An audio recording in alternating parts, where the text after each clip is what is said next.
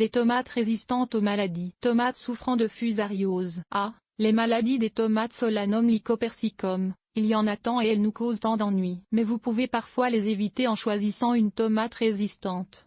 Et pour cela, il suffit parfois de comprendre le code qui suit son nom. D'ailleurs, si le nom est accompagné d'une telle code, comme VFNT, vous saurez tout de suite que la plante offre certaines résistances. Code de résistance des tomates. Voici un petit tableau qui indique les codes de résistance des tomates. V résistant à la verticilliose, F résistant à la fusariose race 1, FF résistant à la fusariose race 1 et 2, FFF résistant à la fusariose race 1, 2 et 3, résistant à l'alternariose, N résistant aux nématodes, rarement un problème dans les jardins québécois, PH, PHR ou LB résistant au mildiou sain, résistant à la staphyliose T ou TMV résistant à la mosaïque du tabac. Donc, les variétés de tomates avec toute une filée de lettres après leur nom, comme Big Beef FNTA ou Celebrity VFFNT, sont d'excellents choix pour les jardiniers ayant eu des problèmes de maladie dans le passé. Avant d'acheter un plant de tomates, demandez toujours au fournisseur de vous spécifier ses résistances. Notez qu'une résistance à une maladie ne garantit pas que la plante ne l'attrapera pas,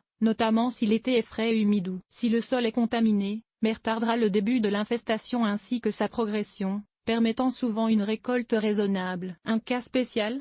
Le mildiou de la tomate. Fruit atteint de mildiou de la tomate. De nouvelles souches de mildiou de la tomate Phytophthora infestant sont sorties de nulle part il y a seulement quelques années, prenant les semenciers et les jardiniers de court, car au début, aucune tomate ne semblait résistante à cette maladie. C'est la même maladie qui a provoqué la grande famine irlandaise, 1846-1851, car le mildiou de la tomate est en fait aussi le mildiou de la pomme de terre. Toutefois, depuis presque 170 ans, on avait trouvé littéralement des centaines de cultivars résistants à cette maladie qui était devenue si rare qu'il ne valait pas la peine d'en parler. Mais l'arrivée de souches nouvelles contre lesquelles les tomates n'avaient pas de résistance a provoqué la perte de millions de plants de tomates. Et provoque encore des pertes à tous les ans, surtout chez les jardiniers amateurs qui n'ont pas accès aux pesticides qu'utilisent les agriculteurs, surtout courantes dans les régions aux étés humides comme le nôtre. Le mildiou est rapidement devenu la maladie de tomates la plus dévastatrice dans les jardins canadiens. De plus, contrairement aux autres maladies, qui tendent à affaiblir la plante et à réduire la récolte, mais sans la tuer, le mildiou peut tuer la plante ou détruire tous ses fruits. Et comme ses spores s'étendent rapidement, apportés par le vent, plutôt que de rester dans le sol là où étaient plantées des tomates. Au cours des années précédentes, la rotation seule ne suffit pas à le prévenir. Premier symptôme du mildiou. On reconnaît le mildiou de la tomate par ses symptômes. D'abord, vers la fin de l'été, les anglophones appellent cette maladie late blight, car justement elle survient tardivement. Des taches brunes s'installent sur les feuilles inférieures et grossissent rapidement. À l'envers de la feuille, ces taches peuvent être couvertes de mousse blanchâtre. La maladie monte successivement vers le haut, affectant feuille après feuille. Souvent les tiges aussi brunissent. Pire encore,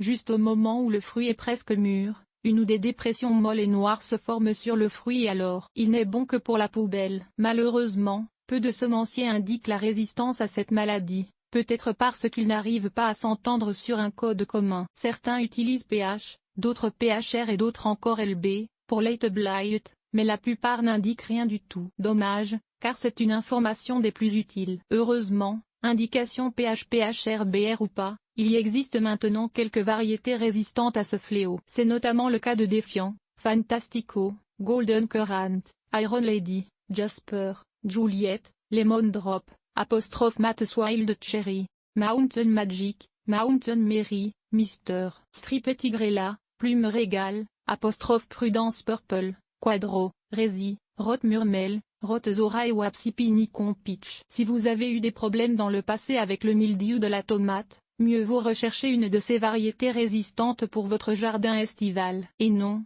il n'est pas trop tard pour planter des tomates. D'ailleurs, du moins au Québec, c'est à peine depuis quelques jours que les nuits sont réellement assez chaudes au goût des jeunes plants de tomates.